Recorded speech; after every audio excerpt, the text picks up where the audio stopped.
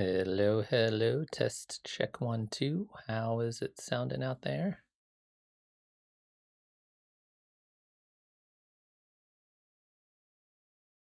I think it sounds all right. Let me get this thing going. Boom, there I am. Sweet. Well, hello and welcome to yet another Ableton office hours stream. My name is Zaak Kerstetter. I'm an Ableton Certified Trainer, and this is what we do here at Catalyze Academy on Mondays. Is I come in and I'm gonna hang out and maybe make some noises, maybe do some stuff with live, screw around a little bit, but more importantly than anything else, I'm here to field any questions that you may have about making music with live. So this is your guys' time. So whatever it is that you guys want to talk about, that's what we're here to do. And if you guys don't have any pressing wants or needs or questions, I will pick something off the top of my head and we will end up talking about that. So that's kind of the idea here. What's up, After Party and Ludwig, I guess. How are you guys doing today? All right, I feel like a little all over the place today, but so I also want to point out, if you like what's going on in these streams and you want to help support the channel, you can hit the like button. That's a great way to help kind of get the word out there. Subscribe and all that kind of stuff. They're super handy. You can also check out the Patreon where I do extra streams and all that kind of stuff. Figure I should give out more Patreon shout outs because it'd be great if more people signed up for it. So this is a fantastic question. So what's the difference between the glue compressor and the normal one? There's a couple very minor differences between the two of them. In terms of kind of like form and functionality, they are very, very similar. Hey, Merlin. Glad you're enjoying the videos. Welcome. So regular compressor versus the glue compressor. Both of them are compressors. They're going to have almost all of the exact same features here. So here we have a threshold. Here we have a threshold. I kind of like this view a little better. We got threshold here. We got threshold here. We have a makeup gain here. We have a makeup gain here. We have attack and release. We have attack and release. And we have a ratio and we have a ratio. And we got a dry wet and a dry wet. So it's like, it's functionally a lot of the same controls here. There's kind of like 2 or 3 kind of minor differences that I think kind of set them apart.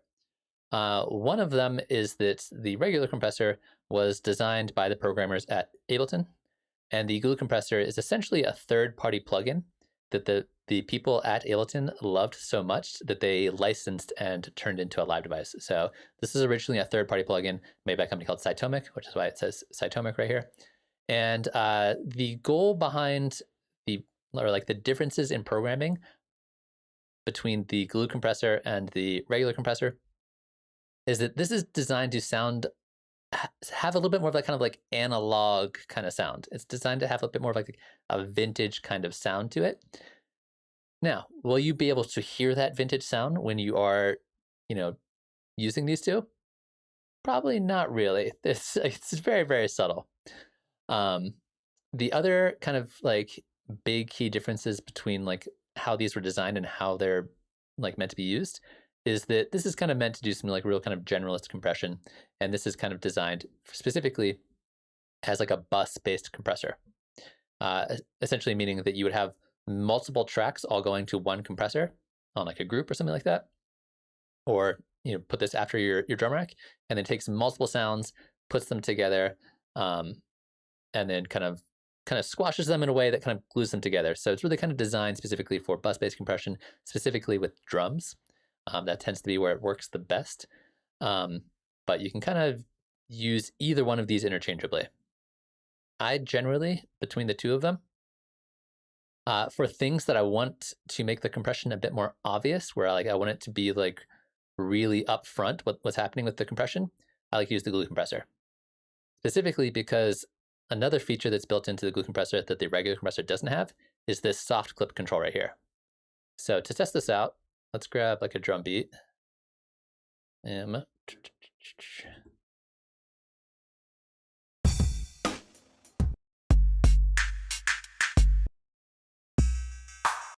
right, we'll use this guy.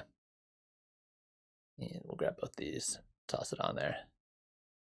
So first thing I'm gonna do is I'm gonna turn this down a little bit just so we have a little bit of headroom to work with. It's gonna make the compression actually more audible and easier to hear what's going on. If it's already turned up all the way, it's gonna be, we can still compress it, but this is gonna be easier for the purposes of demonstration. So if we're playing this beat and we have the regular compressor turned off and we run it through the glue compressor, if I want to really overcompress something, if I want it to sound specifically overcompressed, I want to give it that overcompressed kind of sound, what I could do is turn on the threshold till I see it bouncing up and down a little bit. So here we get that bouncing here. So this is our gain reduction meter in the same way we have our gain reduction meter right here. This is going to be telling us how much volume is being turned down. And then we can turn it back up using the makeup gain. So I can turn this back up. So if I'm getting about 5 decibels of gain reduction here, I can turn it by 5 decibels, and that's like a pretty, easy way to do compression. However, if I really want to push this thing through, if I really want to like make it sound overcompressed, if I turn on the soft clip and I keep turning this up, if I go above 0 dB, it acts like a limiter. It just sits there and does not get any louder. So if I turn this up,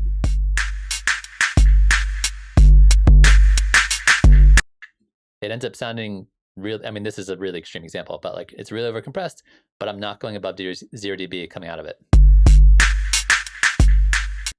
Whereas if this is turned off, I might turn this down a little bit.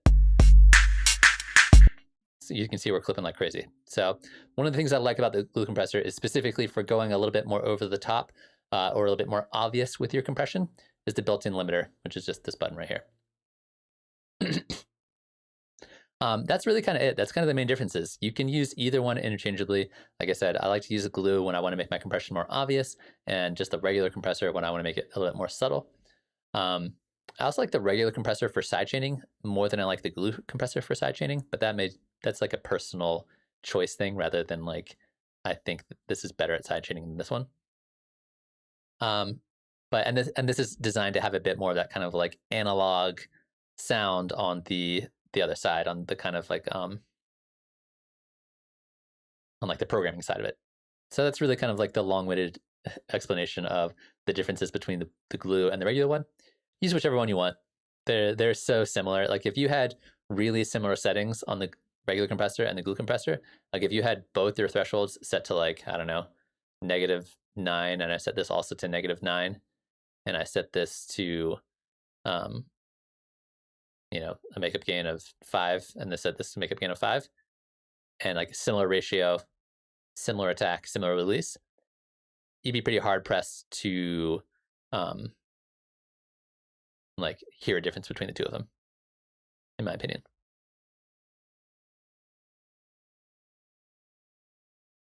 This is also a really fantastic question, After Party. So there's 3 different modes here. This is also, I should point this out. We have peak, RMS, and expander. So peak and RMS are basically how it's choosing to do the compression. These are 2 different ways to measure volume. Peak being the maximum volume, and RMS being the root mean square, essentially meaning the average volume. If you want to like kind of get a better sense of the difference between peak and RMS, if you take a look at the volume coming out of your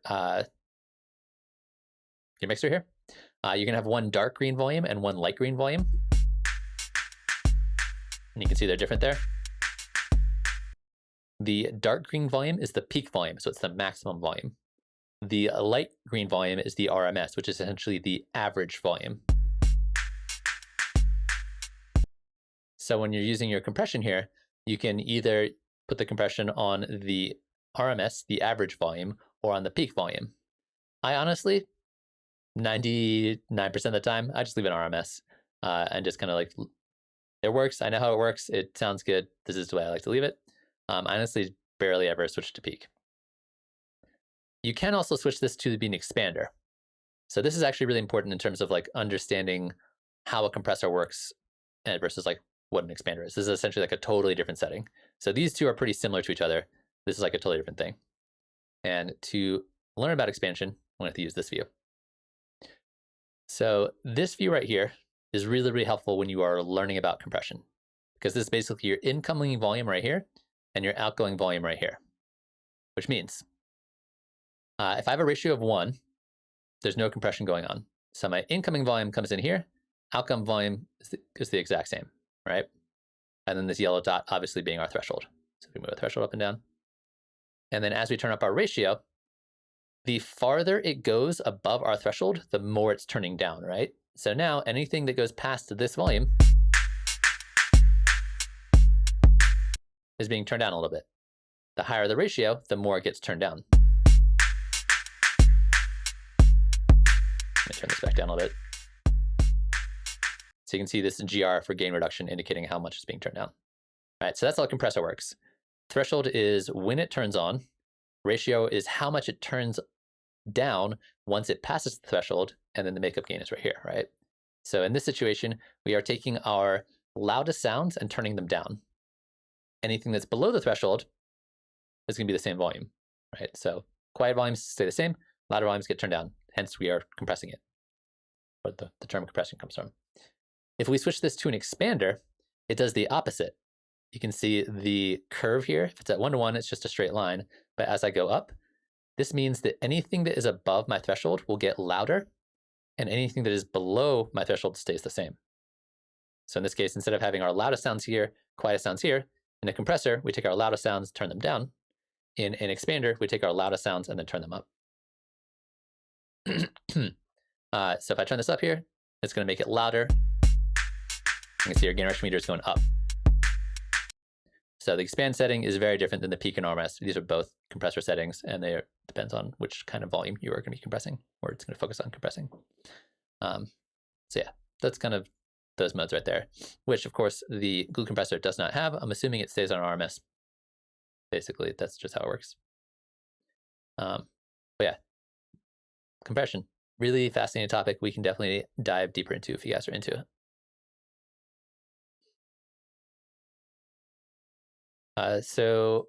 KRG, I'll get to your question in just a moment. There was a question After Party had about making white noise transitional sweeps using live instruments from After Party. So trying to get to these in the order that I receive them, although with chat, sometimes I have to bounce around them.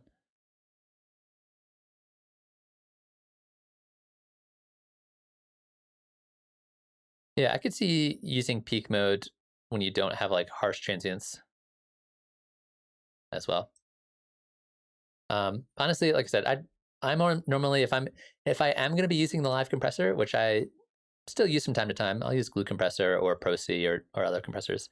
I usually just leave it on RMS and just kind of set it and forget it. I haven't noticed like huge differences between peak and RMS when switching back and forth between the two.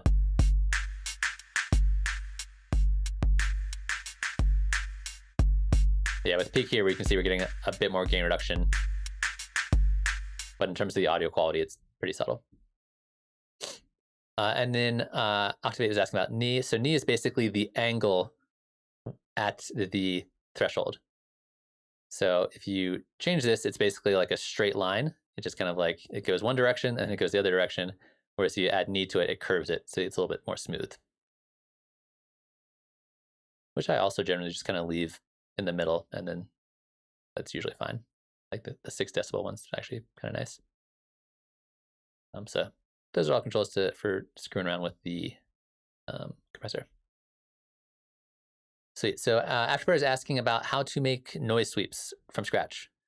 This is a really fantastic question. And for people who are just joining us, the whole point of the stream is for you guys to come in and ask questions. So feel free to toss those in the chat, and I'm trying to get to them in the order that I received them.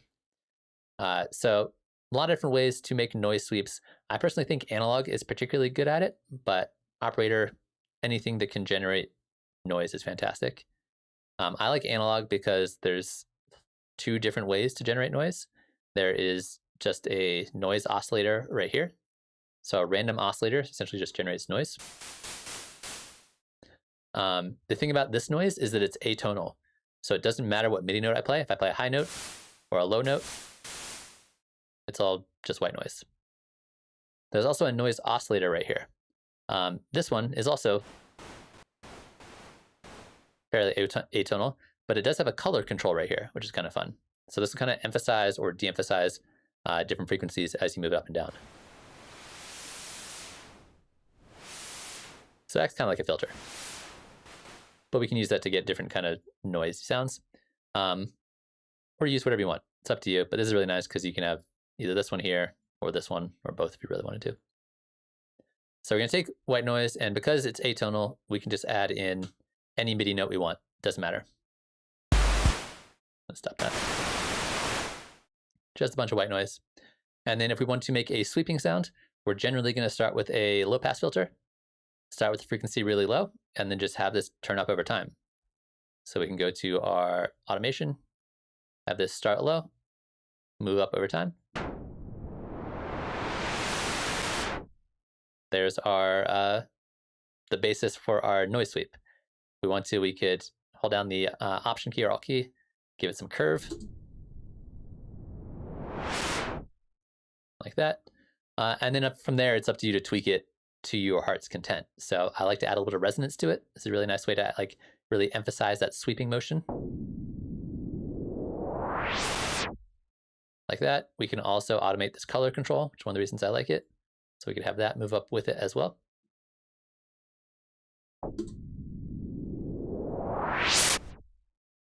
Something like that could work. And then from there, just go nuts with effects. I've talked before in a video a while back about using the resonators.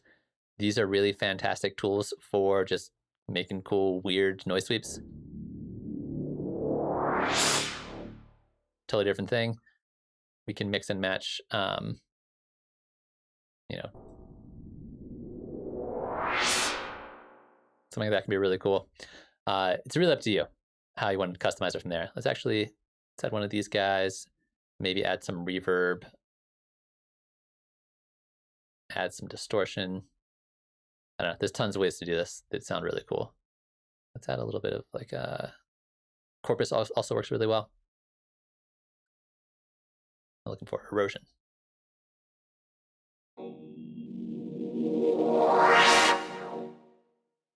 Yeah, from there, just go nuts with it. But it's really just kind of starting with generating a sound using white noise, using your filter to give it that motion up or up and down, you know, whatever direction you want, and then just tweaking it with effects from there and just kind of automating those effects as it goes by. Pitch envelopes can also work really nice, although they don't work as well for this kind of sound because it's white noise. If I were to make this like a saw wave, that is very, and then you can also like add in pitch envelopes to go with it. Make this very long.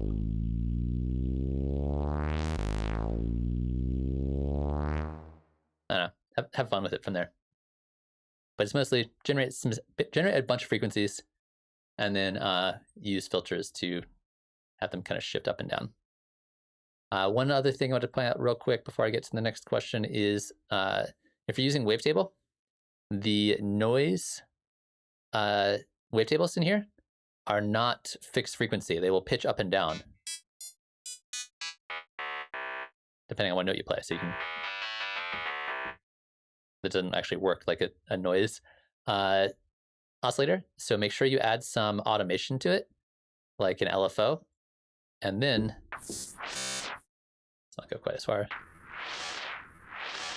Then it actually generates noise. But if it just stays there,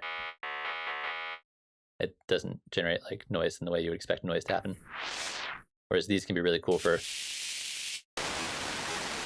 different kinds of things for noise sweeps, but you have to move them up and down a little bit.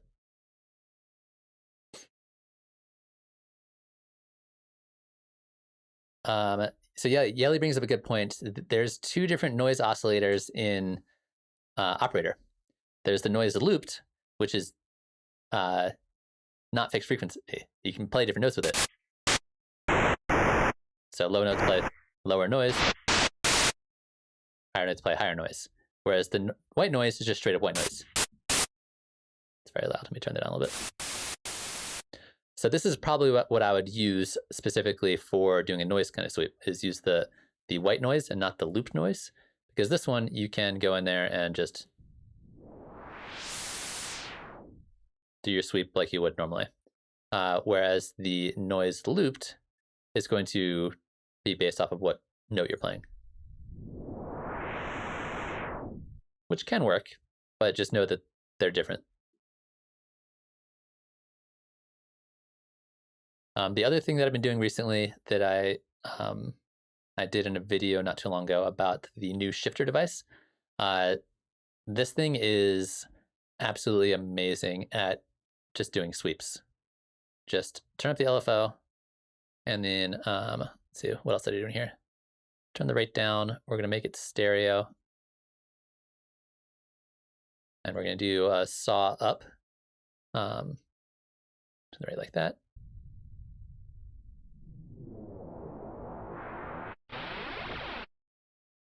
This thing is really fantastic for just making all kinds of weird noise sounds.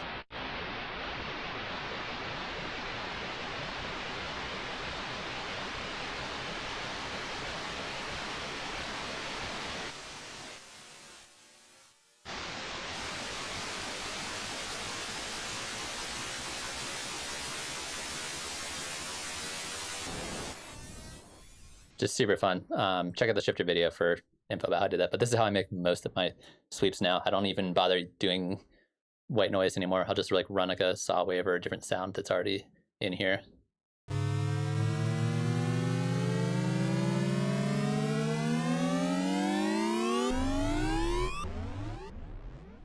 Super fun. All right, getting tracked. Let me make sure I catch what some of the questions. So KRG is asking, does Live allow you to switch between pre and post fader metering? So it depends on where you're trying to do your metering here. If you're like, want to be able to hear a sound coming out of the mixer here and hearing it pre and post fader, is that what you're asking? Sorry, it's been a little while since I since you asked your question. Technically, yes. If depending on how you're asking the question, if you, for example, have this drum beat here, and I want to send it to another track and be able to view it different places in the signal flow, I'm going to send this to sends only, so we can't hear it. I'm going to send it to this audio track, and I'm going to receive it from this one right here. And we have options for pre-effects, post-effects, and post-mixer. Yeah, so you can do this. In this case, I'm doing it specifically from another track. So I get our pre-effects here. I need to record enable it to hear it. Post-effects or post-mixer. So that would be one way where you can kind of choose where in your signal flow you want to kind of choose where you're monitoring it from.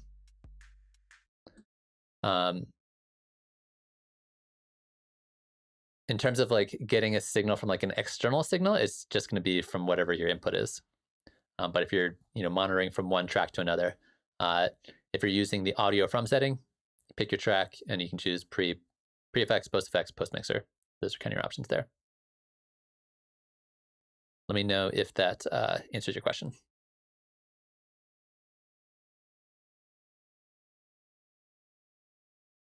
All right, and then there's a question about, is there a way to add a keyboard shortcut for legato in the MIDI clip? So the only way to add keyboard shortcuts is to hit Command K. And then anything that turns this kind of like salmon color can be key mapped to any button on your computer keyboard. So you can like, map these to different buttons, essentially. That's how you can make your own kind of custom key commands. Unfortunately, the legato button right here, it does not show up in the kind of salmon color. And so as far as I know, without getting any kind of like third-party situation involved that does some kind of automating for you, there's not gonna be a way to key map that I know of. I will think about it though, and think if I can get creative in terms of how you might want to do that. Because you can't even MIDI map the legato button. You just have to manually turn it on. And there wouldn't be even, as far as I know, there's not even a way to like map this using the ISC driver and doing some weird automation stuff. I'll think about it, but off the top of my head, no, I don't think there's a way to keyboard shortcut the legato button, unfortunately. Hey, Daniel, how's it going? Yeah, so Daniel is asking about how to tune your kick with your bass line so that they'll both be in key, and how would your sub fit into the scenario? Kind of regards.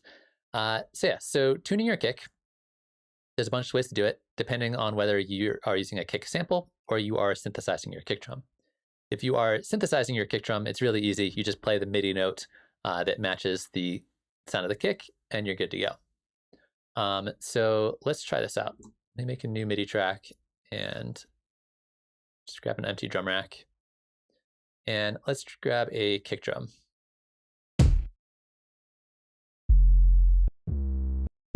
Let's try and find something like this. Do something like this. All right. Cool. So this kick is going to have a pitch to it, right? And the easiest way to do that is, number one, a lot of kick samples, like this one here, for example. This one I know is the key of G sharp, or the note G sharp. And I know it because it says it right there, which is fantastic. Makes my life really easy. So then if I know what key I am writing in, I can then just transpose it here to move up or down from there. So if I'm playing this, I can pitch it up and down so it fits in to the key that I'm writing in. If you need a little guidance with this, or if you don't know, like with this one, we don't especially know what note this kick is, you can just use the tuner audio effect. This one's fairly atonal, but it looks like it's pretty close to G. Whereas this one, it's very fast. But you can see it's G sharp in there. So you can use the tuner to help kind of like guide your way through the process to get it where you want to be, so it matches the key that you're in. When I'm tuning kick drums, unless I'm doing like a moving 808 kind of kick drum where it changes pitch with the bass line, all I'm looking to do is match my kick to the root note of my key that I'm in. So if I'm writing in F minor, I want to make sure my kick is in F. If I'm writing it in G minor, I want to make sure my kick is a G. Outside of that, I'm not worried about it. Again, unless I'm doing like a big boomy 808 hip hop kind of thing where it changes over time. But for the most part, if I'm just making a kick drum for regular old situation, I do want my kick to match the root note of the key that I'm in. So I either find a sample like this one that tells me what key it is, or I will find it out and I'll pitch it up and down from there. That's kind of it.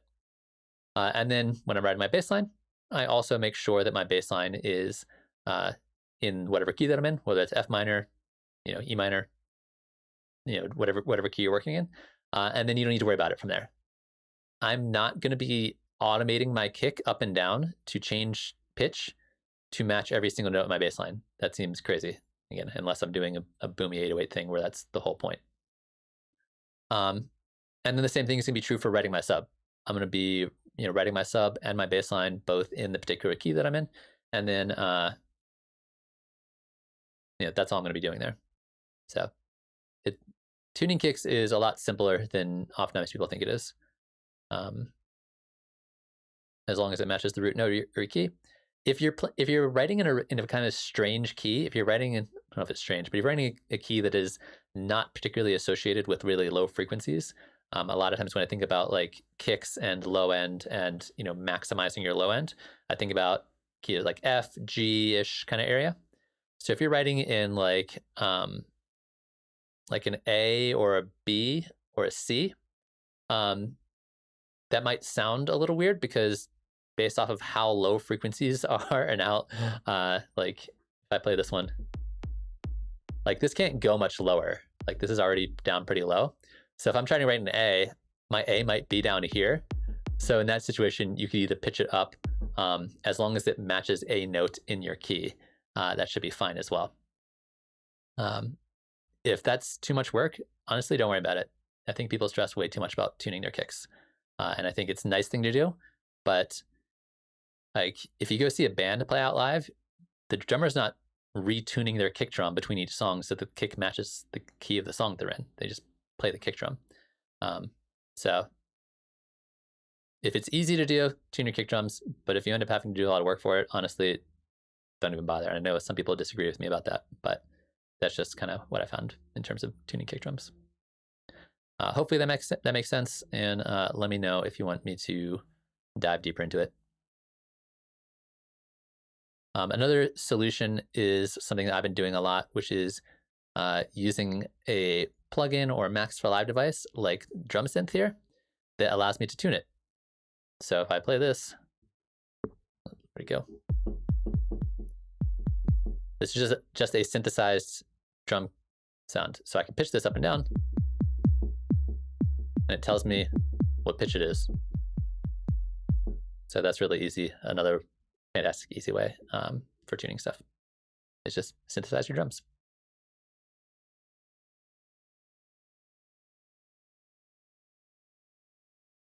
Yeah, Ludwig, if you have 11.1, you should have the shifter audio effect. I remember when I first downloaded it, it didn't show up, and I had to like re-download it. So if it's not showing up for you at all, first do a full restart of your computer and then see if it shows up. If not, try downloading it again and installing it again, and then it will probably show up. Because I did have an issue specifically with shifter and align delay not showing up when I first downloaded 11.1. I think it was a bug, but now they're there. So yeah, try again and see what happens.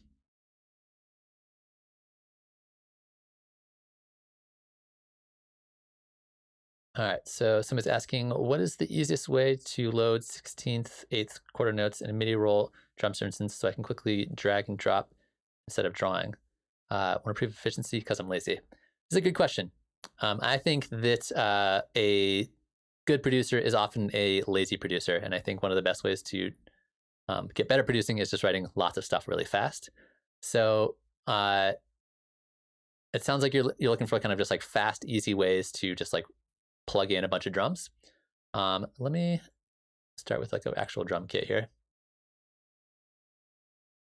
So if I got a drum kit here and I just want to start loading in sounds, the thing that I like to do is a combination of Command 1 and 2, or Control 1 and 2 if you're on PC. So those will load, those will change the grid of whatever you have clicked on. So if I'm clicked on this clip, if I hit Command 1, it's going to be a smaller grid. If I hit Command 2, it's going to be a larger grid. Same thing is true over in the arrangement view. Command 2 will make it a larger grid. Command 1 will make it a smaller grid. So I use that a lot. And then I combine that with the pencil tool. So the B button will change your mouse to the pencil tool. So for example, if I want to write in a bunch of like quarter note kick drums, I can just, Command 1 and 2, get quarter notes, drag them in like that. Oops, get rid of that one. And then say I want a snare. I can just toss in a snare. And then say I want a bunch of hi-hats. I can just find my hi-hats. Oops, I used to lock that. Change my preference in there.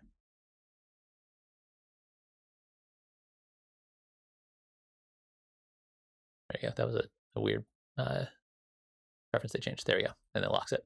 So then I just plugged a bunch of 16 notes. And then if like say I want to add like a few extra kind of like hi-hat fill kind of things, I hit Command 1, add in some 30-second notes right here. Maybe I'll add in some right here. Maybe I'll just do something like that. So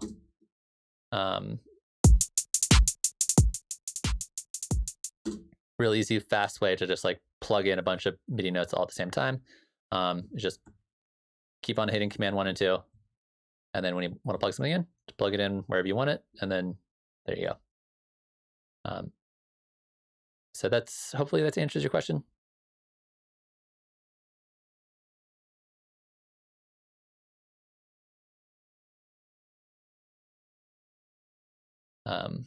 Yeah, I think that's what you're asking. So let me know if you were asking about something slightly different, but hopefully that's helpful.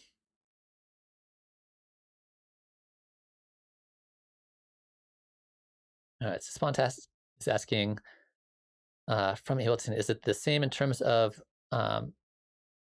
efficiency to use one track for drums, parallel processing in the same track, or one track per drum instrument and group it? So this is a fantastic question. is it the same in terms of efficiency, I guess, to use one track for drums with parallel compression in the same track, or is it one track per drum instance and then group it? So the way I write my drums is, at least what's the most effective way for me to write my drums, is start with everything in one drum rack, right? I got everything here. I can get rid of all this stuff. Everything's here. I have one MIDI clip, so when I'm writing stuff, I can, if I want to change things, I can just start plugging in new sounds. It's all in one place. So everything in one drum rack. Then what I do is, once I've developed the song enough, I've developed my drums enough, I have enough ideas in here, I will hit this little triangle, and this will open up all of the individual layers of my drum rack, right? So each one's individual here. And then I will extract them one at a time for at least the major sounds, right? So kick, snare, hat will each get their own individual track. So the way I do this is, like I said, click on the triangle, click on, this is the snare I'm using, right? And then right click and hit extract chains. This will move it to its own separate track, including all of the MIDI data that goes with it. And then I can rename this one snare. And then I'll do the same thing for my hi-hats. I think it was, let me just check this hi-hat right here. Extract chains. This is now my hi-hat track. And now what I'll do is I'll take both these guys, click and drag them over so they are right next to the other one. And the only thing left in here is my kick. So I'm just going to call this one kick. So I started writing all of my drums in one place. And now this one's just my kick, this one's just my snare, this one's just my hi-hat. Then what I'll do is group them. And then do any kind of bus or group-based compression, effects, anything goes in here in the drum group. So I effectively have one layout for writing and creating the drums, where everything's on one track. Once I've developed the drums enough and have enough ideas going on in there, I will extract the important sounds so that each one has its own individual track, which makes it faster and easier for me to like adjust volumes and change all that stuff. And then anything goes through the drum group. Fundamentally, in terms of audio quality, there's no difference between this, where everything is on its own track, running through a group, and having everything on one drum rack. This is, for me, much more an organizational and kind of workflow like process. It doesn't actually change the sound. It doesn't change the quality of the sound. Everything should sound more or less exactly the same, or at least you can make things that sound exactly the same if they're all on one drum rack, on one track, or if they're all spread out. But for me, once I get to mixing, especially when I'm mixing, I'm going to be over here in the range review, and being able to see all of these individually, and be able to like open them up and like, automate volumes, change pannings on things. This makes my life a lot easier. So, like I said, this is more of a workflow thing than anything else, but that's how I end up dividing up my drums, is they start on one track, then I extract them, and then I work from there.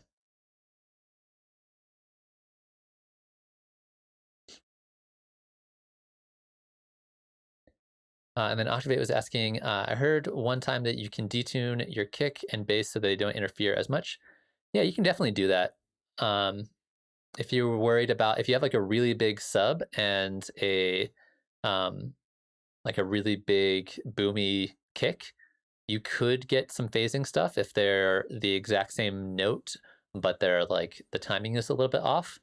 So yeah, I could see people, going into their kick, and instead of it being an exact note, like detuning it, transposing it. If you go to the controls here, this detunes it in semitones, which I probably wouldn't do. But if you detuned it a couple cents, so there's 100 cents per semitone, you could totally get away with detuning it a tiny bit.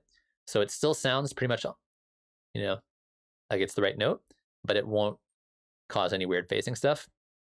Generally, I wouldn't worry about this unless, again, you have a really big sub and you have a really big kick that also has like a very boomy low end quality to it. Then I would consider doing this. 8 or 9 times out of 10, probably wouldn't bother detuning my kick to be a couple cents off my sub or my bass, but you could definitely get away with it. And I think it could definitely, in certain situations, help you out.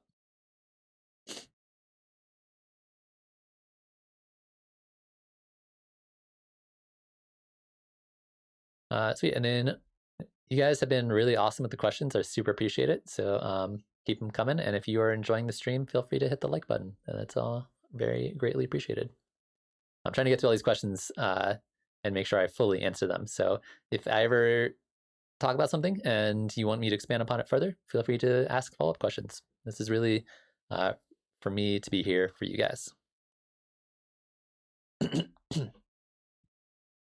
All right, so Greg was asking, he's got an SSL Big 6. How would I send a reverb from Ableton to a cue on the SSL? I saw it done in Logic, but not clear how it works in Ableton Live. I haven't worked specifically with the Big 6 and Ableton Live. I'm assuming that are you just running direct from your computer into the Big 6? Then you should be able to on your outputs, be able to like turn on your output configuration and then like turn on extra outputs.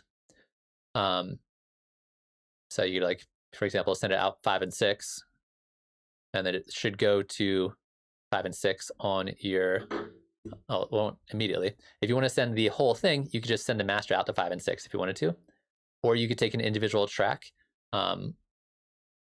or even like a return track here, send it to external output, and then set it to 5, 6, or whatever channel you want to send it through. I'm assuming that would be the fastest and easiest way to make that happen. I don't know if there's anything specific about the SSL you're working with and whether it needs something a little bit more than that, but most of the time, if you're trying to get audio out of live to a specific place, you need to turn it on in your preferences just by hitting this output configuration. Turn it on whether you want a stereo or mono output. And then once you turn it on here, it'll show up as an option for external output. Yeah, try it out. Let me know if it works or does not work, because sometimes, you know, specific pieces of gear can be more finicky than that and they need specific things, but that should work in most situations.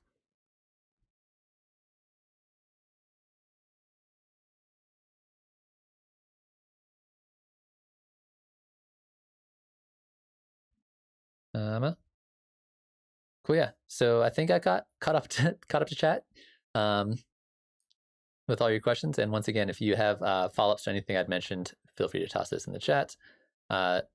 Otherwise, if anybody is just joining us and has a thing that they are curious about, let me know. Greg, this is the very first thing I did when I downloaded Live 11 is, you know, they put them into folders like this. And this is kind of nice. When I was using the Live 11 beta, I used the folders just to kind of like get used to it because it's kind of handy. But I'm just so used to using it the old way. The way you go back to the old way they laid out the effects is just right click, and where it says group and folder, you just click that and it goes back to organizing them all alphabetically, which is, like I said, this is the way I prefer because I've been doing it like this for years and it makes my life a lot easier than trying to remember which effect is in which folder.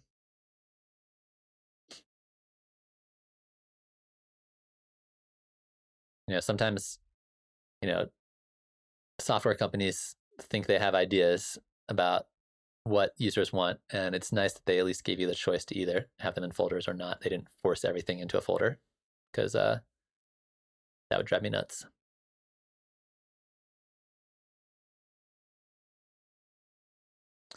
Yeah, so KRG is asking about markers. So I love markers. I think markers are fantastic. There's a bunch of different ways to use them. Most of them are fairly simple and fairly straightforward. I'm assuming you're talking about locators like that. If you're talking about something else, let me know, because when I hear markers, I think about locators like this. So yeah, the way these work is basically when you're in the range view, you right click, you hit add locator, it makes a little arrow, and then you can name it whatever you want. So I often like to use this to help kind of like build, or at least kind of like indicate what's happening in my arrangement. So I might have one of these called intro, and you can always just click and drag to move them around. And then maybe at the first 8 bars of the intro, and then maybe this is going to be my first verse. That'll go for 8 bars, and maybe this will be my chorus. This will be, verse 2, whatever you want. You can keep on adding them, and then maybe we'll just do the outro. I also like to add a locator at the end. That way, when I'm bouncing out my track, I know, where all the reverbs and tails end, and that way when I'm bouncing out, I can just bounce out the whole thing. In terms of like moving between them, you can click on them, and that will automatically go there. So if you're playing a part of the song, and then you like click on this, it will move there. Oh, my quantization is set to 8 bars for some reason. Let's go back here. So this is playing. I click on this. It'll jump over there. You can also MIDI map these. This is really handy. So you could map them to your MIDI controller. So if you're doing like a live performance where you have like different parts of your song and you want to be able to manually jump back and forth between different parts of your song, or you have like backing tracks in live performance, you can MIDI map them and then it'll jump around to different parts of your arrangement, which is really cool. But other than that, that's kind of what they do. You can like rename them, you can move them around, you can delete them if you want. But I'm assuming that's what you meant when you were talking about markers, is the locators. I will also sometimes put in notes about like, maybe this section, drums need work. That way, if I like come back to this track and I'm like, what am I supposed to be working on? Oh, that section, drums need work. So I'll know to work on the drums in that section. Hopefully that answers your question.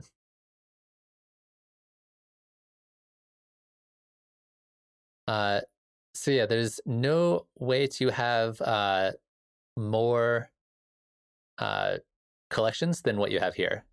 So if you hit the edit button, you can turn on and off these extra colors, and then you can rename them to be whatever you want. But as far as I know, there's no way to have more than 7 of them, unfortunately. Maybe someday in the future we'll get more. I think 7's probably fine. I think, yeah, and they have to be these colors. For color coding for these guys, you can't change the color of the locators. However, a sneaky tactic that I have been using sometimes is just make an empty MIDI track and put it at the very top of your session. And that way, if I want to color code like verses and choruses to be certain colors, you just make a MIDI clip, and then you make that one color there, and then you make an empty MIDI clip here. So Shift-Command-M makes MIDI clips. Let's get a better color than that. Let's do that one.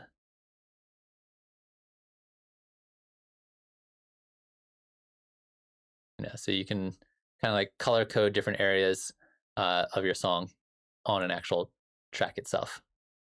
Unfortunately, if you scroll down, you don't get to see those colors anymore because it's kind of locked to the top of your track. But I've also had people write in notes where it's like, all right.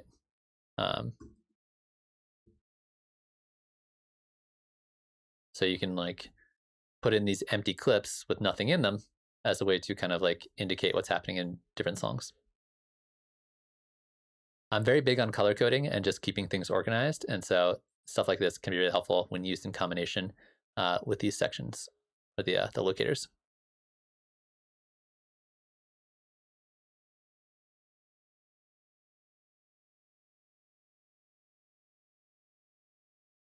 But yeah, I think I've talked about these.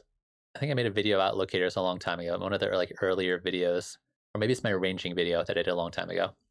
I think locators are one of the most powerful tools in Ableton Live for making better music faster. Like if you're not using locators, you're missing out, because sometimes it can be really hard to write arrangements. Sometimes you can get really lost in, this section is too long or this section is too short, or like, how do I know how long each section should be? Being able to visually see what's like how long each section is is really valuable when making decisions about it. Another really fun technique that you can use these for is, let me get rid of all these, is you can basically steal ideas from somebody else's arrangement and then use that for writing your own arrangements. So check this out. If I grab a song, let me grab it like a song that's already been warped. Oh, come on.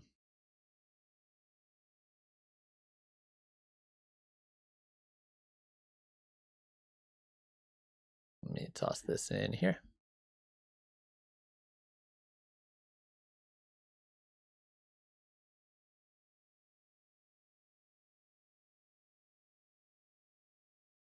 All right. So here's a song that I like. And without even listening to this song, I can start to pick apart its arrangement.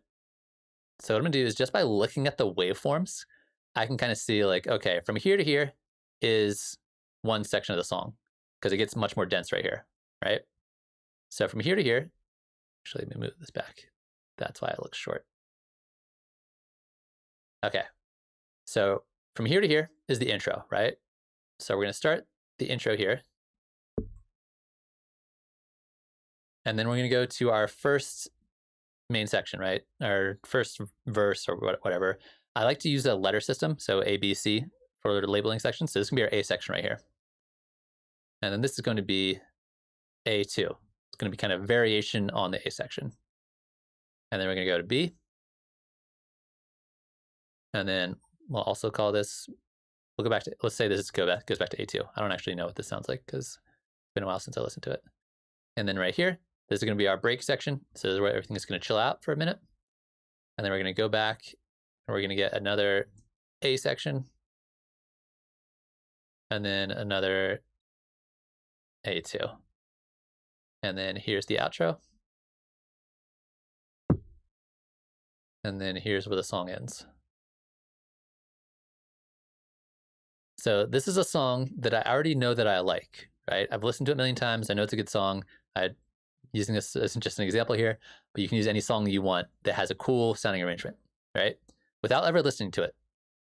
Then what I can do is delete the song, and what I'm left with is basically the skeleton of that arrangement in my locators. So I'm not stealing an idea. I'm not,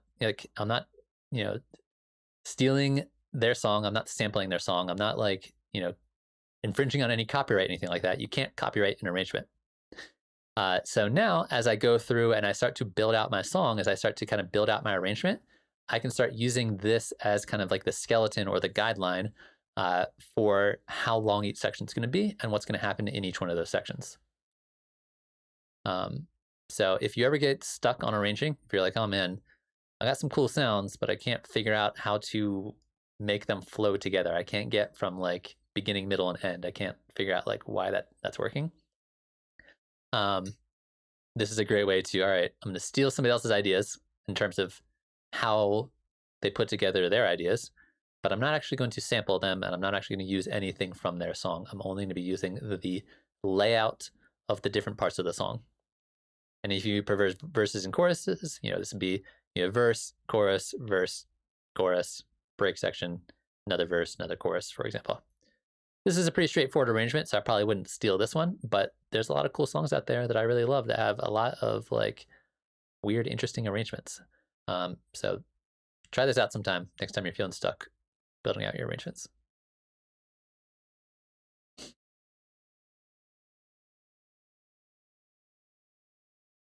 So this is another fantastic question. You guys are just bringing in all the really great questions.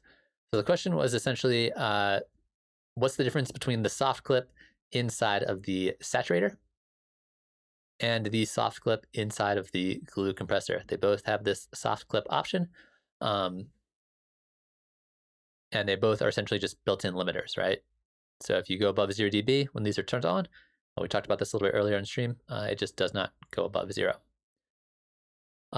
Honestly, I think they're the same. I don't know. Actually, they're probably a little bit different because this is basically a third-party plugin. I think they're functionally almost the same. Obviously, what's happening before they go to the limiter is going to be different. You know, this one's obviously doing saturation, and this one's obviously doing compression.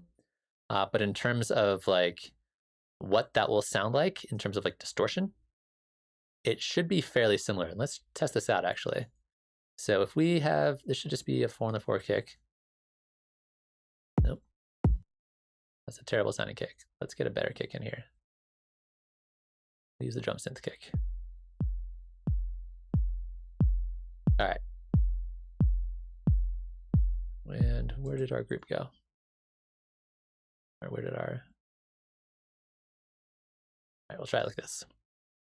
Glue compressor and a saturator. So if I turn on the soft clip and I crank this up, we're gonna hear this like very specific kind of distortion, right? And the farther we go with it, the more it's gonna sound like that. This is definitely gonna sound different because it's gonna be using a harmonic distortion to turn it up as we turn up the drive. But just to test it out,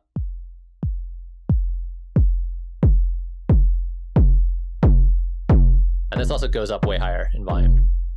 So if this one's going up 15, 17 decibels like that, and this one's going about 17 decibels, they're definitely different, but they're not that different. Actually sound really similar. Interesting. Yeah. Let's try a better way to compare them. Put them on separate chains here, and then we'll solo one and then solo the other.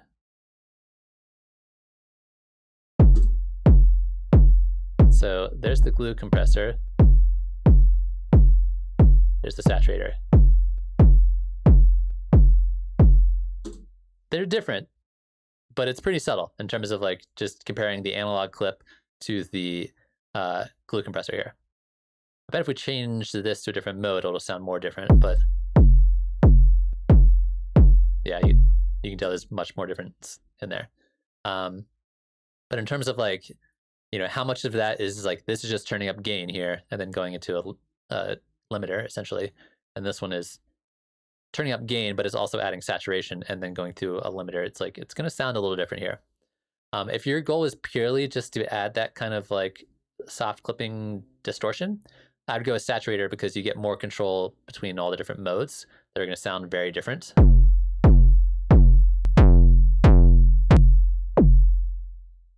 Whereas with this, it's just gonna kind of like give it that, and this without any amount of compression there.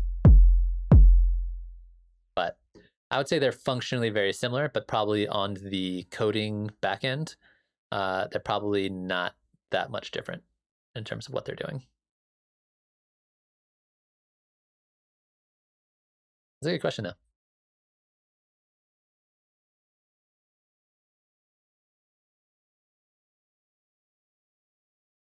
Sweet. Well, I think once again at this point, I've caught up with all of the questions that people have had. So if anybody out there has things that they want to talk about, you guys have had really fantastic questions so far. And I really appreciate you guys showing up and hanging out.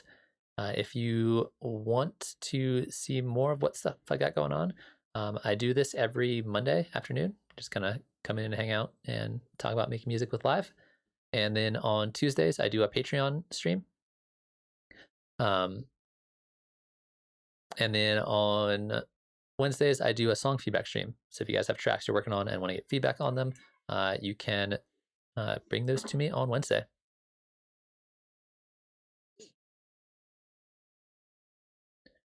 So Greg is saying that some of his packs are grayed out on a new computer.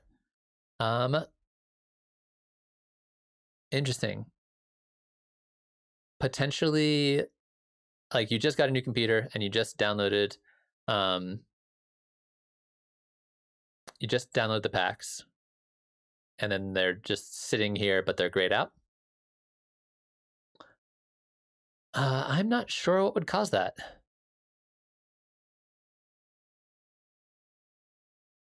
if it keeps happening, I would probably, go to your live packs folder on your computer and then maybe delete them and then re-download them. Or do first, before you do any of that, do a full computer restart. Just power cycle everything, see if that helps out. I'm sure you probably have already tried that. But yeah, I'm not sure what would cause that off the top of my head. I'll have to think about it. It might be just like it's looking in the folder and it's not seeing it there. Like there might be like a file issue, something like that. But I'd have to look into that because I have not had that happen to me yet.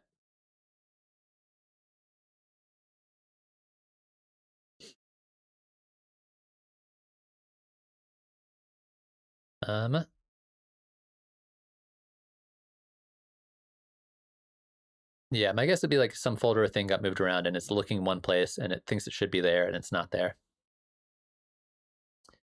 But yeah, it sounds like a file issue. It's like looking for files and doesn't know where to find it. But I'll probably try re-downloading them first and see what happens. So somebody was asking about how I organized my my collections. So normally they're named, but due to some weird bugs, sometimes the name is reset. So I just stopped renaming them. But I have a color system that matches the color system I use in my production template. So purple is always drums. So I just have drum stuff in here. I got like some folders of kicks and different samples and things for drums. Blue is bass sounds because my basses are always blue. Green is going to be synth sounds, things like that. Yellow is going to be sampled sounds. So pianos, more kind of instruments, things I use like that. Orange are effects. So there's just different effects racks mostly, that different things that I've made. Yeah, so orange effects. Red is Max for Live devices. And this one also sometimes resets, like my Max for Live folders get messed up, and then usually there's more in here. And then gray is generally stuff that I use for education. So teaching stuff, whether I'm teaching a lesson or doing like a workshop or something like that, I'll put it in the gray folder as things that I'll be using for that kind of stuff, things I use for work. But yeah, that's my color system. That's what I've used, and it's been working pretty well for me. And yeah, that's kind of the idea. Like I said, I stopped labeling them because sometimes the names get reset anyway because of some weird bug. But I think the big thing about collections is come up with the system that you like and then just stick with it. And switch it up a little bit if you need to, but try to be really consistent about which colors go where in terms of what your collections are doing.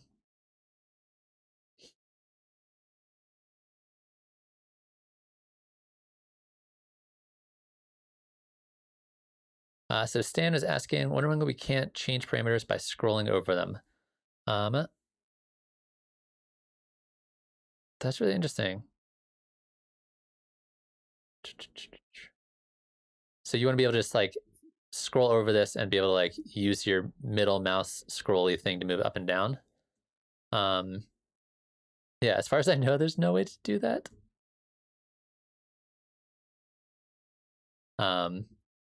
Be super cool if you could.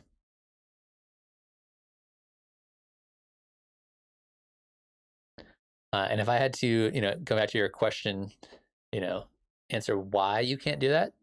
My guess is a lot of the code in Ableton Live is very old, and going back to add something like that might go very, very deep into the layers and layers of the onion that are Ableton Live coding. I feel like yeah, as far as I know, there's no way to like scroll. Yeah, I will definitely, I'll add it to my list of things next time I talk to somebody at Ableton, to see if there's any intention to do something like that, because I've never even like thought about that.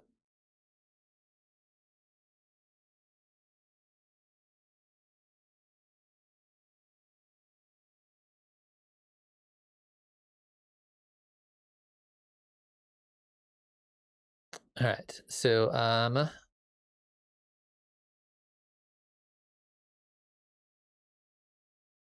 So now in Live 11, you have to individually trigger scenes through follow actions. What happened to mappable scene down trigger?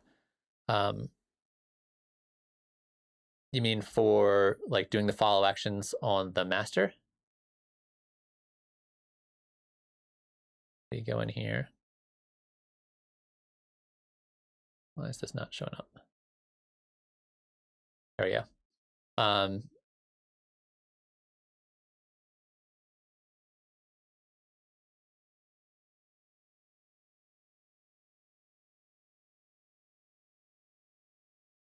Oops, wrong button. Hey, we're talking about this guy here, the like scene up and down guys. Those are still here.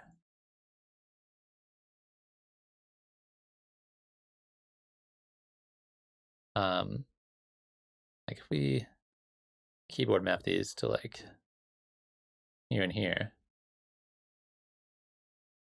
like I can still use the scrolling up and down. Yeah, it only shows up.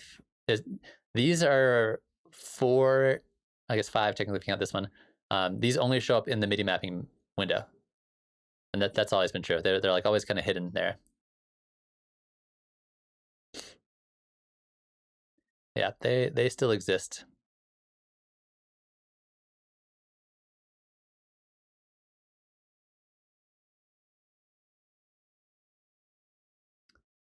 And then Brian was asking about MIDI mapping delete clip.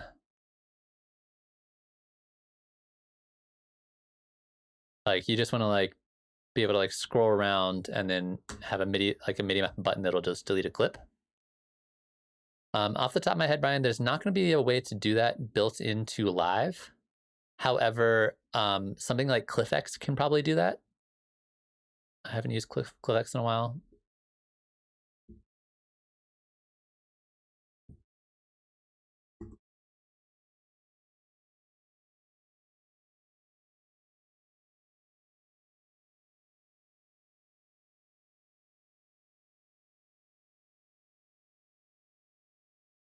No, they haven't released Ableton Live 11. Oh, weird. They abandoned CliffX. That's so sad. So if you guys don't know about CliffX, this is like a really cool set of, I don't know, basically like code that you could run in Max for Live that allows you to do lots of things. Like you just name clips and they would do whatever you wanted it to. Really cool, really interesting stuff you can do with it. However, it looks like it's not compatible with Ableton Live 11, unfortunately. So this is probably the first thing I would think of. What if something, if you wanted to like hit a button and have it delete a clip? Other than that, I'm sure you could get like a, you can get like a MIDI translator. Boems used to be the one that was around for a long time. Again, I haven't used a lot of this stuff in a while. Let's see if this is still a thing.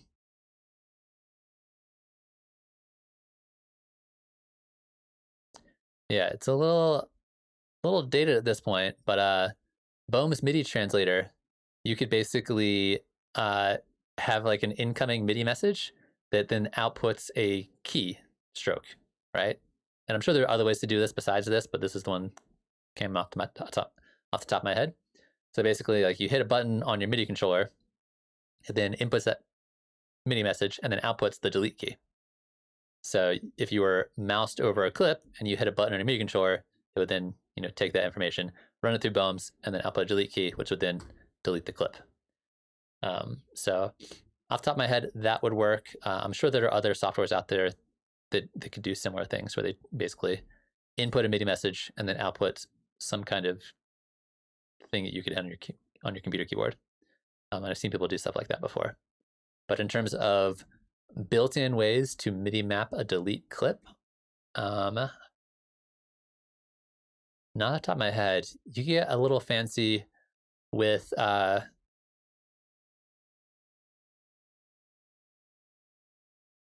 like having other clips that you MIDI map. they would send messages to stop a clip, but maybe not delete it, essentially.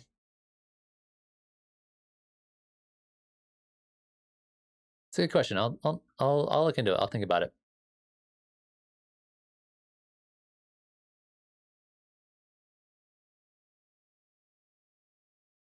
Sweet. Anybody else got any questions, things they want to talk about?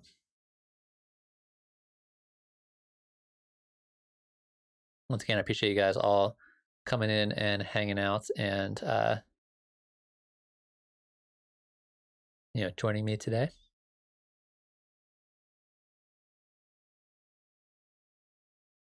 You guys have had pretty much like a nonstop flow of questions. All right, you can probably get rid of a lot of this stuff. Let me go ahead and just make a new project because there's a lot of stuff going on there.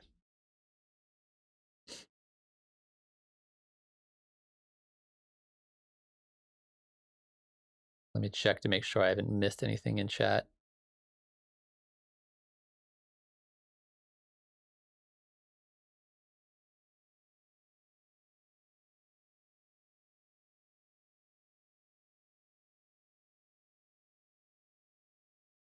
All right, I think I'm all caught up. But if anybody has anything they want to talk about, let me know.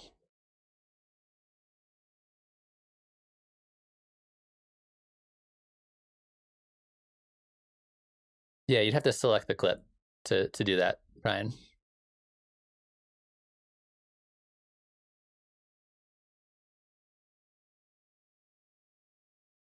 So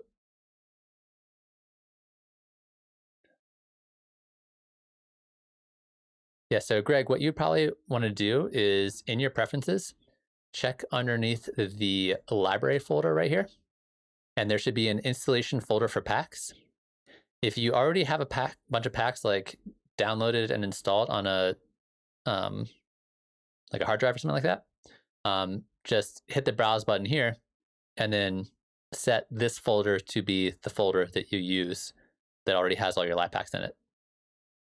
Because what could be happening is could be looking in what's the default folder for your live packs on your computer, and then you have a bunch of stuff in a different folder, and it doesn't like to look at two folders at once. When you do this, once you set this folder to be kind of whatever you want, it'll ask you if you want to move all of the currently installed packs to that folder. You just hit yes, and then it puts all your packs in one folder. So I would check that out as well.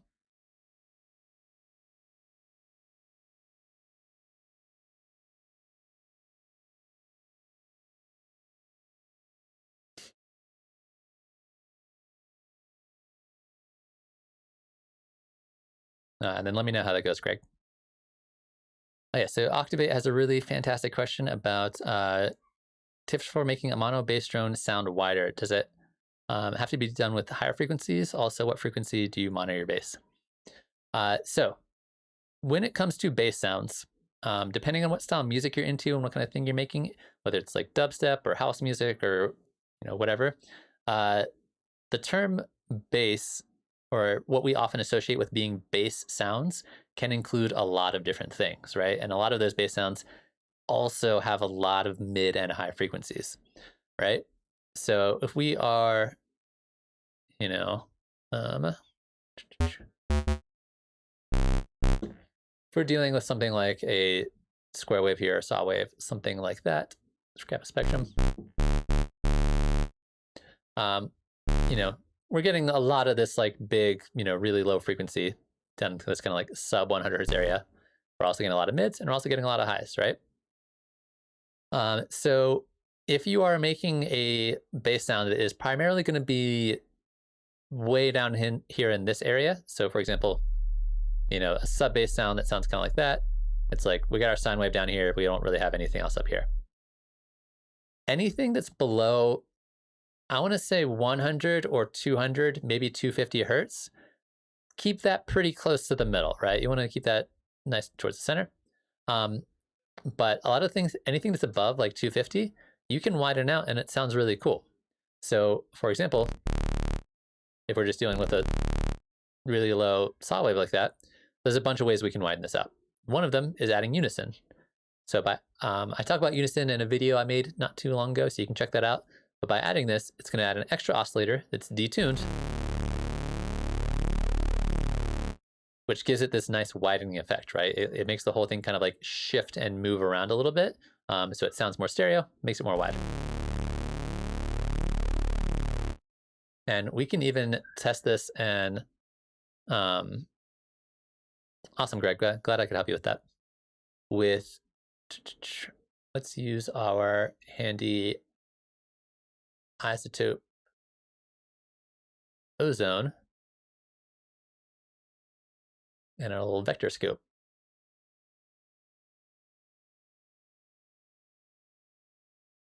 Get rid of that, get rid of that. Imager. So here it is with the, it's coming right down the middle. You can see here in our vector scope, we have our left side here, right side here, right down the center. And when I turn unison on, it actually looks really cool when it just looks like that. I haven't done this before with just this one sound. So fantastic way to widen things up. If I turn this down, still widens it up. And you get really cool motion like that. So I'm actually using ozone for anything. I'm just using just for this vector scope right here, just so we can see it move around.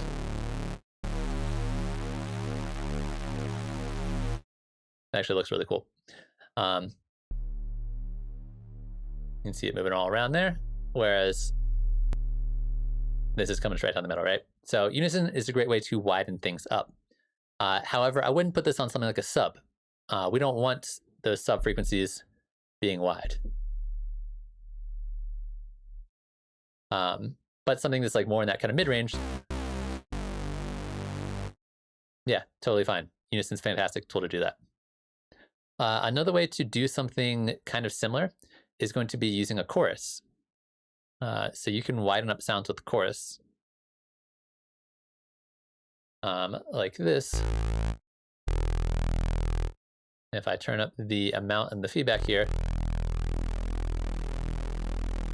similar kind of thing.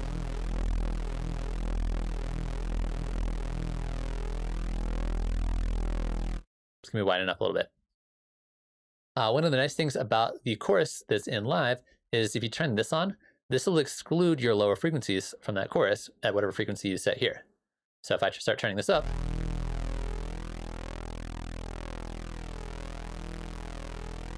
it keeps a lot of those lower frequencies right down the middle,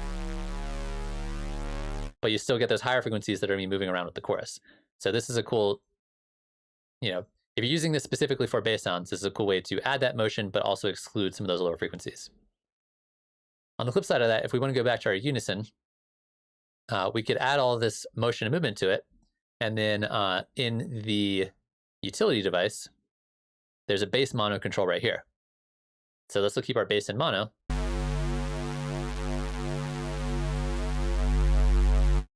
But we can still have our high frequencies moving around.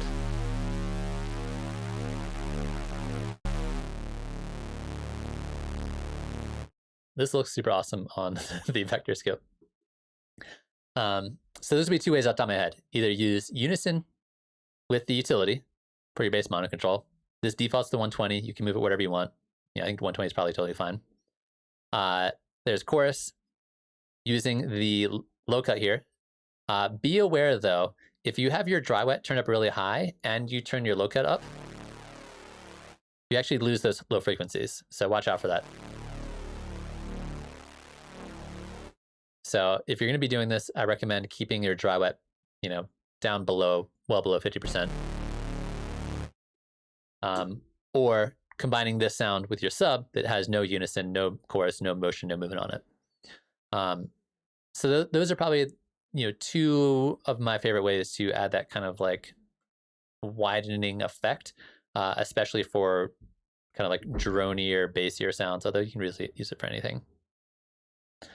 And then if you're finding that it's messing up your mix in terms of like where your bass is sitting, utility, bass mono control, find out where it sounds good, and then you're good to go.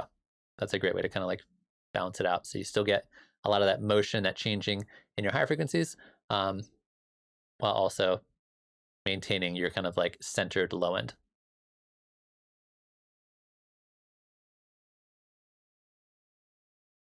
I do have high quality mode turned on, so I'm not sure which distortion you're talking about. That might just be, I don't know where the distortion's coming from. Oh, are you talking about on the sine wave? When I did the sine wave? When I did this? That's always there, as far as I know. That's just like digital artifacting that just exists down here at like -40 decibels. I know something like Operator I don't think has that as much, or if it does, they're much quieter. Yeah, the Operator ones are a bit quieter. But yeah, I am using high quality mode, so if I turn that off, oops. It doesn't really change much there in terms of where those are sitting.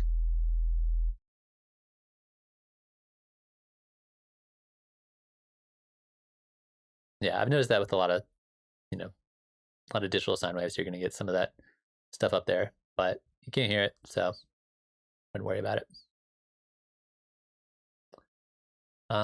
In terms of other things that are cool for widening, I mean, I like to put a lot of like distortion combined with things like the phaser, like a stereo phaser can be really nice for widening. Too much of it gets a little too crazy, but if you take this, so that's just a little bit too much, but if we go into our LFO, we can adjust the phase of it. That's a cool way to add a little bit of that motion, and because we have it on stereo,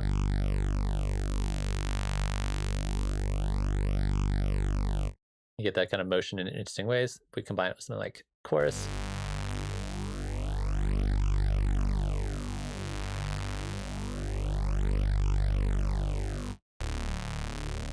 you get this like nice, interesting kind of stereo motion with it.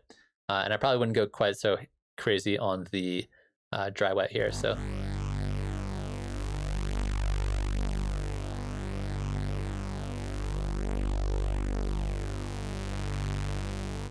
there's a lot of fun stuff you can do with it. But those would probably be my kind of go-tos for that kind of shifting in the high and mid range. Like I'm not worried about just the super high frequencies, but like there's a lot of cool, fun stuff you can do with the mid range as well. And I think that's not only totally fine, but I think it also just sounds really cool when you do stuff like that. So yeah, so hopefully that answers your question.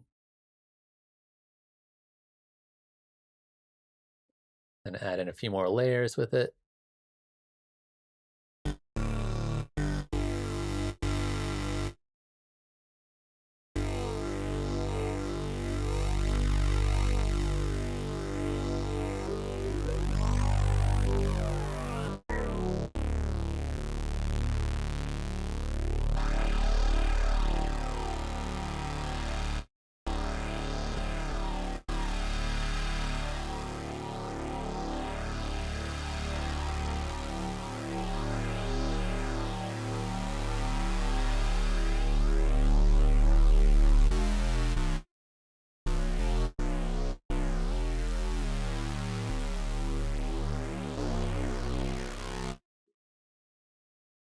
So yeah, that's kind of what I'm thinking in terms of widening up bass drones. But yeah, I'm definitely making an effort to not to make sure that those widening effects don't happen really heavily on like the low end, and this is usually the best thing for it. Bass mono button on the utility works great. Sweet. So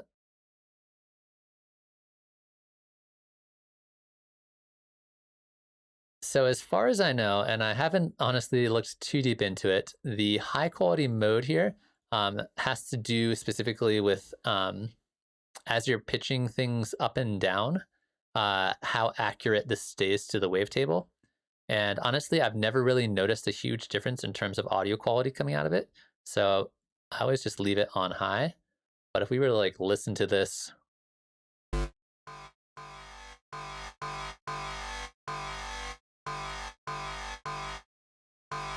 It sounds pretty much exactly the same. I wonder if I go up like a really high frequency if it still sounds the same.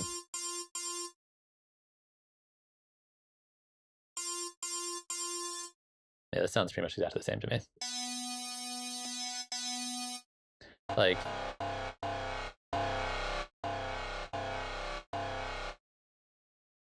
I don't know.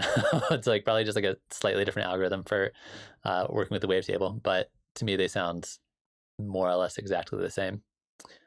It might even be a situation where there was like an original engine that was kind of like driving the wavetables here, and then they updated it and like very slightly, and just to make it backwards compatible, they had like they made the new version, the high quality version, and then the older version to be backwards compatible is just the regular quality version. But like if you compare that to something like Collision, for example, like the difference between some of the qualities here is very obvious. Let's grab another spectrum. So if we change from eco, it limits the number of harmonics you're getting, versus high, you get all these extra harmonics up here. So like there's a very clear difference between the quality settings here, whereas in wavetable I've yet to find a situation where the quality changes have like made any kind of difference. What's up, the Plate Rebellion? I'm glad you are enjoying the videos. I really appreciate it. It means a lot to me when people are like digging the stuff I'm releasing, so I thank you very much.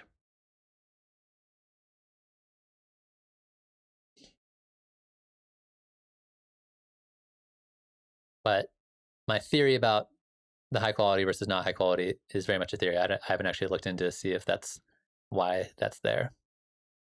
Whether this is an older, like the regular version, just like an older version of it, and then this is the newer version.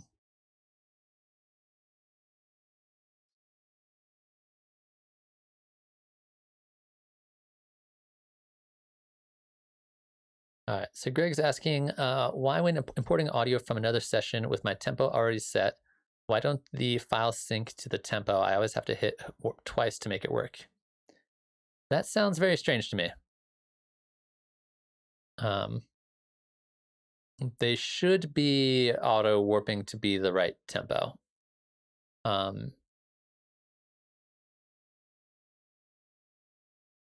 Yeah, thanks, Spite Rebellion. I actually made a song not too long ago. I haven't released it yet, where I'm using mostly the sci-fi wavetable, and it's really fun, and I'm ended up using it a bunch now.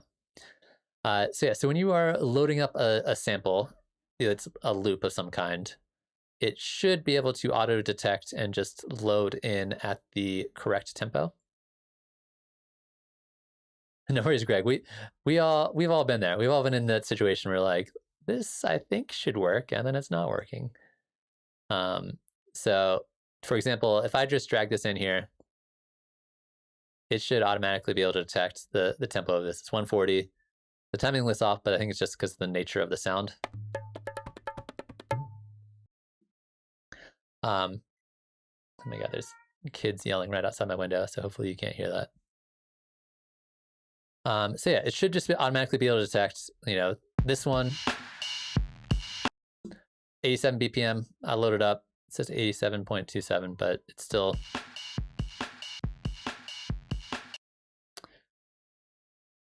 Yeah, if you're not working with loops, if you're working with a longer piece of music, then it's that's a good point. You run marathons. If you're loading up something that's not like an even bar length, 2 bars, 4 bars, 8 bars, 1 bar, Live has a much more difficult time guessing how long it should be, or what the tempo of that is. So, or if it's something you recorded yourself, if you recorded yourself, like, playing guitar or something like that, and the tempo is changing a little bit as you're playing, Live is nowhere near as good at figuring out the tempo of something like that. But if you like take a whole song and load it up, there's so many transients and there's so many things going on that it probably can't tell what the tempo is. For like house music, it can generally, but for like other things, yeah, sometimes tails on files might throw it off a little bit. But yeah, in worst case scenario, if you know what tempo it is, you can just go in here and like you can type in the tempo, or you can, you know, manually drag things around. But if you're doing a bunch of stuff you're recording yourself, it tends to be not quite as accurate, because a lot of these pre-made loops are very much quantized. Like the timing of these sounds, it's designed to be right on the grid for the most part.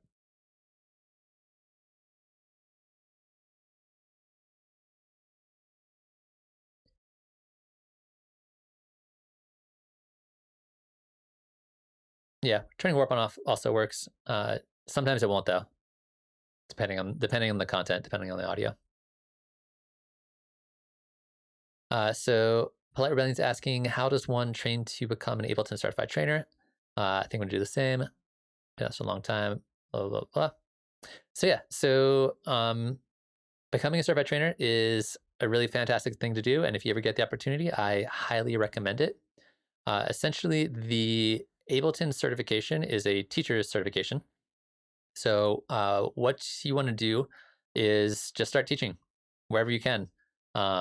If there's like a local, you know, after schools program that is trying to do music tech stuff, or there's like a community arts organization that has it, or if there's an Ableton user group locally, you know, join that, see if you can do, you know, present at that or do something with that. If there's not a local Ableton user group, start an Ableton user group. It's really easy. You just email Ableton and say, hey, I want to start a user group, and they'll say, sure, go for it.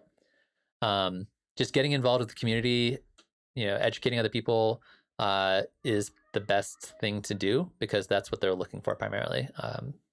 So if you're already involved in something like that, you're on the right track. If you're not, that's the best thing you can do, because you know, when you become a certified trainer, there's a whole series of hoops you have to jump through, and being involved in the community, running user groups, you know, doing, you know, online tutorial stuff. I actually was certified way before I started doing YouTube, but actually I had a few things on YouTube before I was certified. But you know, things that help the community in real life are really big for them, like in person, you know, organizing workshops, you know, get-togethers, producer meetups, all that kind of stuff is probably the best thing you can do. And then, so I don't get paid by Ableton. I don't work for Ableton. However, I do have a pretty good and close relationship with a bunch of people who do work for Ableton. So basically, being a certified trainer means that I'm independent of Ableton, but I have their stamp of approval to, you know, teach, and I can use their logo on stuff and basically that kind of thing. So unfortunately, I don't get paid directly from them. Although I feel like I should get commissions for all the copies of Ableton I've sold over the years. So I'm independent, but I do have access to, you know, people who work there and things like that, which is really nice. But I have to hustle on my own to pay the bills. But it's a good thing to have on your resume if you know, if you want to apply for jobs, anything music related. It's very nice to have that, because there's not very many certified trainers in the world. So it's a good way to get your foot in the door if you are trying to get other jobs or that kind of thing. And occasionally Ableton will, you know, hook me up with a presentation gig, or you know, there's an event they're doing and they want somebody to come in and do a little lesson or something like that. So they don't pay me directly, but it definitely has paid for itself.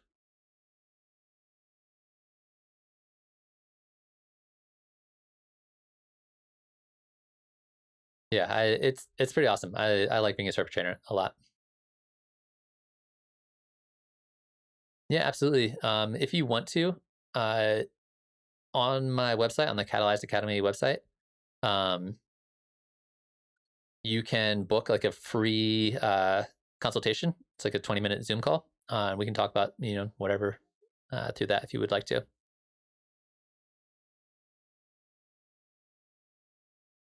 Greg, I think my PayPal is just Catalyze Music Academy at Gmail. You can also send in super chats through YouTube, you can just like hit the button on the YouTube chat. That works. I'm not sure. I think YouTube takes a bigger cut than PayPal would. So up to you how you want to do it. But those are both options, I think.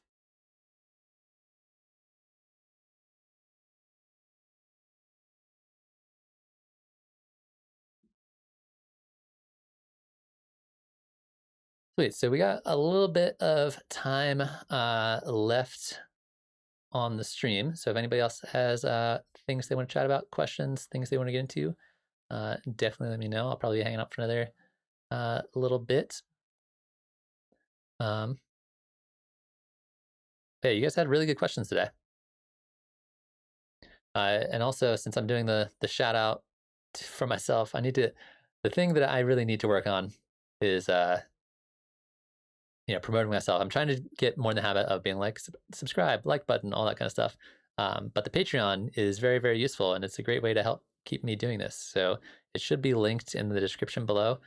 So if you want to help support the channel and help me continue to do streams like this, as well as all the videos and other stuff I'm doing, check out the Patreon. I do an extra live stream every single week, as well as monthly workshops. I do, all kinds of content over there on the Patreon. I'm trying to, build that up a little bit more because it's probably the best way to help continue letting me do this. Do I have a secret master chain? So I'm assuming you're talking about like actual mastering. And weirdly enough, I just did a Patreon only Zoom workshop on my mastering chain, but it's not that secret really. So I don't put anything on my master as I'm producing. I'm just one of those people who's just like, keep the master naked. And then my mastering chain has kind of gone through a bunch of different evolutions, and I'm in the process of refining it a little bit more. But I can let you know the very abbreviated version of my mastering chain is basically a not dynamics. If we're using Ozone, which is generally what I've been using for mastering, is a mid-side EQ. So it's a little mid-side EQ. And then a little bit of the exciter, where I have 4 bands. So I'll have like a band down here, and then like a band over here, and then a band up here. Not quite around there. Usually it's around here. Something like that. And then I'll just do whatever kind of saturation on each band. And then I will use the dynamics. So the compressor, same thing, different bands, usually around here, down there, and around here. Where I do just the tiniest bit of compression on each one of my different layers. And then I'll use the imager, same thing, 4 bands. Usually my cutoffs are around 250 hertz to about 2,500, and then usually about like 6 or 8K and above. Those are kind of like the different bands that I use. And then lastly, I use the maximizer. And here's the only real, it's not really a secret because I tell everybody about it, but one of my things that I really love about my mastering chain is instead of using 1 maximizer, I use 2. So unfortunately, you can't have 2 maximizers in a single instance of Ozone. So I will have a second instance of Ozone with a second maximizer. And then each one of the maximizers will be doing a little bit of the work. So that this one, I'm getting like a tiny bit of compression, and then this one I'm getting a tiny bit of compression. And this I found is a really nice way to help kind of like maximize my volume without it sounding overly compressed. So if you haven't tried it, double up on your limiters at the end of your mastering chain, and each one just does just a little bit, as opposed to like going way over the top with 1 maximizer or a limiter, depending on what you want to call it. But that's the very abbreviated version of my mastering chain. I spent a whole hour talking about it last week or 2 weeks ago, whenever it was. for the Patreon people. So hopefully that answers your question. I'm also, I was mentioning that I'm switching up my mastering chain a bunch. I'm swapping out some, but not all of the ozone. It does that sometimes. Some, but not all of the ozone effects. I'm swapping them out for fat filter. So specifically with things like the limiters or the maximizers, I've been swapping them out for like a 2 Pro Ls at the end. But it's the same basic process. It's just slightly different plugins that I'm using. I've also done very similar mastering chains using 100% live devices, and that's also a really fun, basically free way to do your mastering as well. It's like pretty much everything that you can do in here, the mid-side EQ, multiband saturator, multiband compressor, stereo imaging, as well as limiting. Those can all be done inside of live devices. It's really easy to do. Like the utility has a width control. That's basically all of it. Come on. That's basically all this is doing. It's just a width control.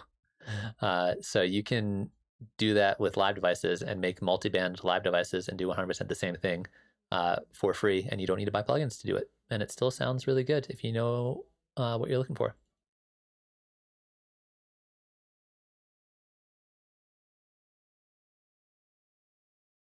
Yeah, man, I think it's way cooler when people share information. Like, I don't know, like I think even when I started making electronic music, there was very much this idea of like, whatever your techniques were, keep them secret, because if everybody else knows them, then you won't have a job anymore. You won't have a like, I don't know, it'll be harder to get gigs.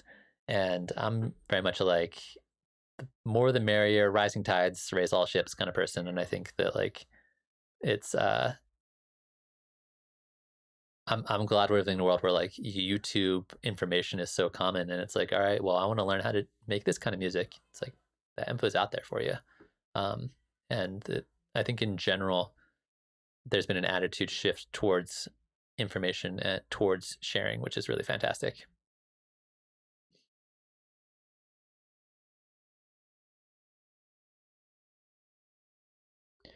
Yeah, I've been like wanting to migrate away from ozone uh, for years, and it keeps on pulling me back.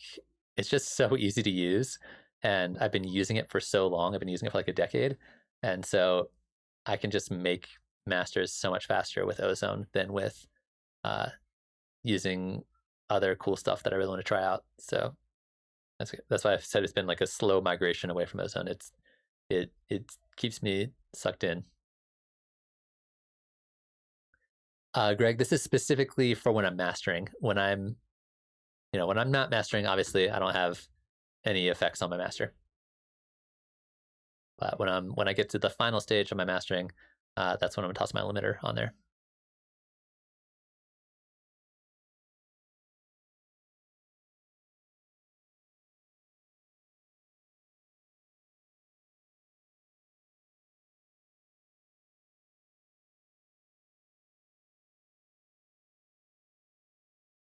I haven't tried Easy Mix. I don't even know what that is.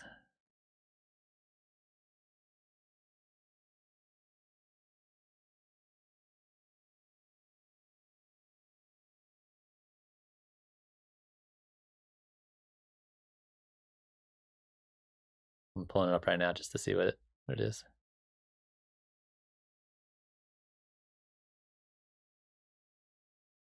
So it's like an automatic mixing, mastering kind of thing.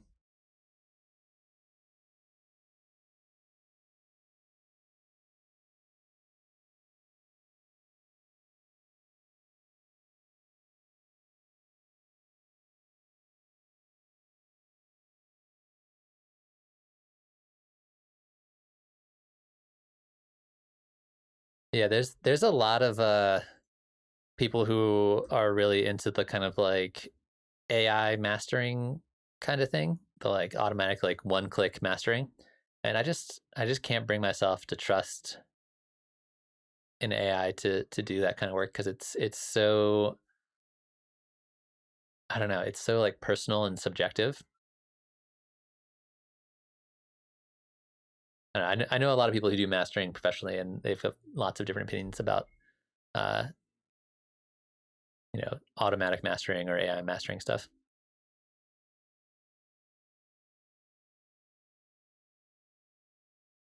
Sweet. Well, we are reaching towards the yeah. I mean, I think it's the concept of AI mastering is super cool. That like there's a lot of really complex things that go into mastering, and if it sounds good, it sounds good. Like I think a lot of people are very much like technique oriented when it comes to that kind of stuff, where it's like you have to do it this way. If you do it this way and then this way and then this way, it'll sound perfect. If you don't do it these ways, you're doing it wrong. And I think that like if it sounds good, it sounds good. And if it comes out good and you can't tell the difference, and you couldn't tell between the AI mastering and then paying, some mastering engineer, um, then that's great. But I don't think we're there yet, and I don't think I just don't trust it yet. What's up, Kennedy? How you doing?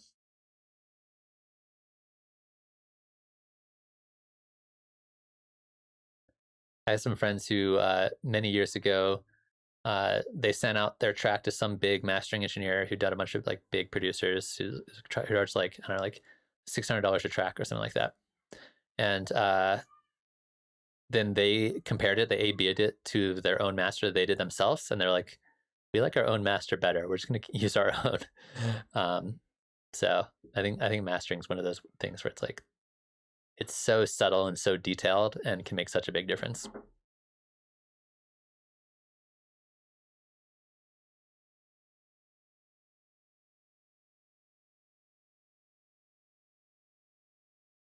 Sweet. Well, this has been a very fantastic stream. I appreciate all you guys popping by and say hi. A number of people who I think are maybe not new to the channel, but at least new to the stream. I do this every Monday, as well as I'm doing a song feedback stream on Wednesday. So let me know, or don't let me know, but come by on Wednesday, send me your tracks, and I'd love to hear them, and I will give you my honest feedback on them. But I think it's going to be it for today, and I will hopefully see you guys real soon. Also, in case anybody else is around and has any ideas for topics or videos, I'm always open to ideas for things I can make a little 5-10 minute video on. So keep that in mind as you're going through your week. If there's things you want to see me focus on, I'm getting a lot of requests for compression and things like that, which we talked a little bit about today. But I'm always open because it's good to hear what you guys are thinking about. But yeah, I'll see you guys. Have a good afternoon, evening, whatever time it is, wherever you are. Make some music, and I will see you guys later.